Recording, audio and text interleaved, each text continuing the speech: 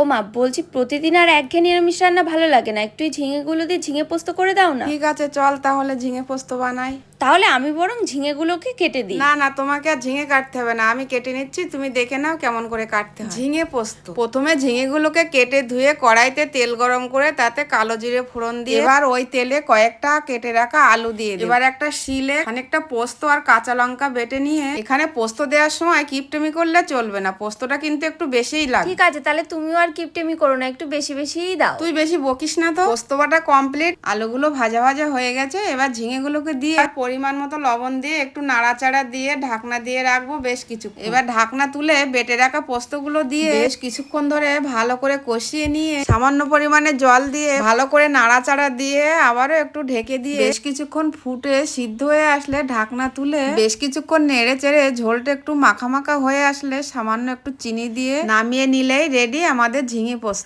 মনে হচ্ছে খাওয়াটা একেবারে জমে যাবে। বন্ধুরা, আপনারাও জানাবেন আপনাদের কেমন লাগলো ভিডিওটি।